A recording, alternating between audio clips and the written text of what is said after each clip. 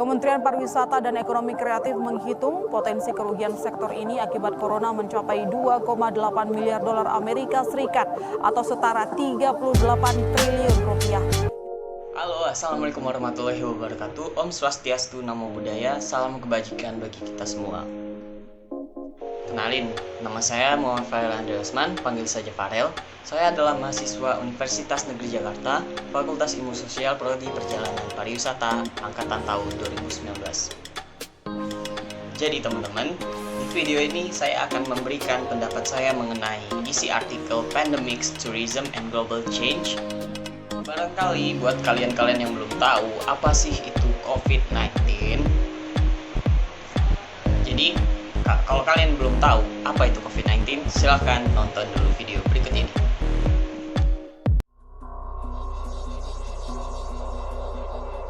Sejumlah pasien dengan penyakit tak dikenal berdatangan ke Rumah Sakit Pusat Wuhan awal Desember 2019. Dr. Li Wenliang, dokter di rumah sakit, kemudian menyebarkan berita lewat sosial media bahwa para pasien menunjukkan gejala radang paru-paru akibat virus. Pejabat kesehatan Cina mulai menyelidiki pecahnya wabah. Sejumlah pasien pertama punya akses ke pasar ikan Huanan yang juga menjual binatang liar. Tanggal 1 Januari, pasar ditutup. Mengawali tahun 2020, pejabat kesehatan Cina mengumumkan penyebabnya, sebuah virus corona jenis baru. Seorang pasien berusia 61 tahun jadi korban meninggal pertama. Jumlah yang terinfeksi meningkat drastis. Tak lama kemudian, Thailand mengkonfirmasi pasien corona pertama di luar Cina. Jepang melaporkan kasus perdana berikutnya. Tidak ada di antara pasien ini yang pernah datang ke pasar di Wuhan.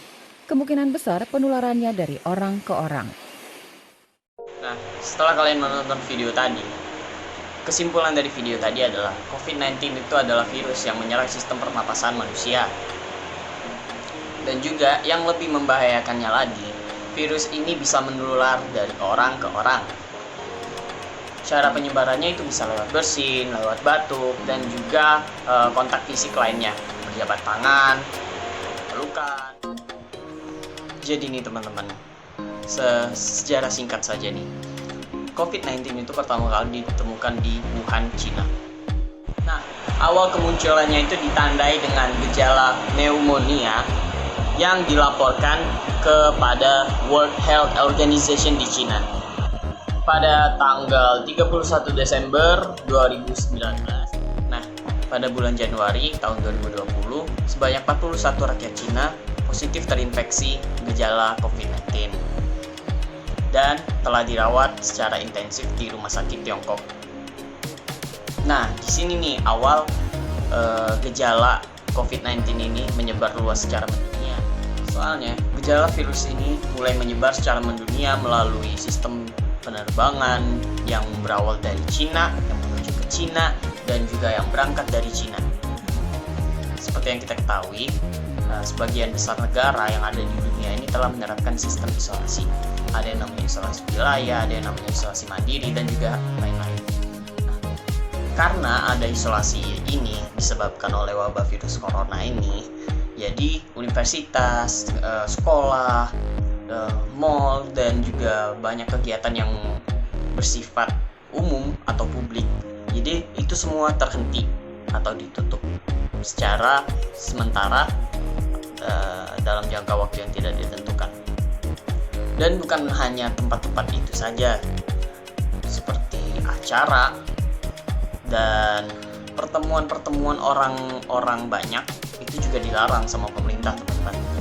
Serta jika orang-orang akan bepergian untuk bekerja dan lain-lain, mereka juga harus menerapkan sistem social distancing atau yang bisa kita sebut juga dengan jaga jarak.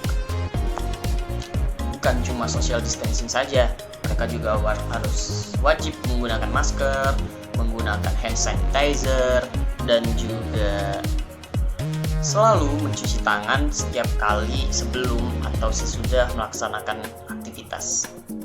Wabah dari virus corona ini bukan hanya merugikan dalam dunia kesehatan saja nih teman-teman. Virus ini mempengaruhi juga sistem perekonomian di seluruh dunia. Ekonomi global dipastikan melambat dikarenakan ada aturan kesehatan dari WHO yang membatasi mobilitas manusia, yang artinya manusia itu juga dilarang bepergian, dilarang melakukan aktivitas di luar rumah, atau juga biasa kita dengar juga di sosial media itu di rumah aja. Di rumah aja itu bukan hanya kita untuk tetap di rumah, itu artinya maksudnya kita untuk melakukan aktivitas di rumah seperti kegiatan belajar itu kita lakukan di rumah saja, bekerja di rumah saja. Akibat dari di rumah aja, akibat dari wabah virus corona ini, jadi pembatasan perjalanan internasional maupun nasional itu diterapkan di seluruh negara di dunia.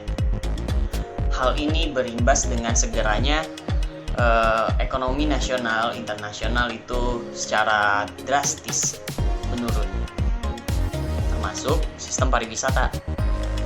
Dampak yang paling berimbas kepada sistem pariwisata ini, teman-teman, adalah transportasi yang dibatalkan, akomodasi yang ditutup, penutupan destinasi wisata atau atraksi, dan juga restoran seperti yang biasa kita kunjungi, KFC, McDonald's, Burger King, dan lain-lain itu ditutup.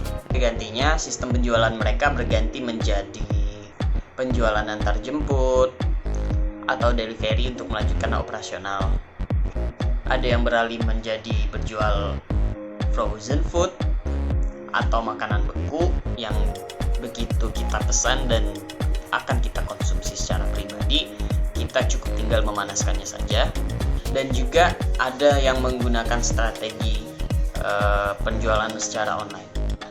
Imbasnya itu banyaknya pekerja wisata dan juga restoran-restoran itu yang di PHK akibat dari krisis ekonomi yang dialami oleh berbagai perusahaan.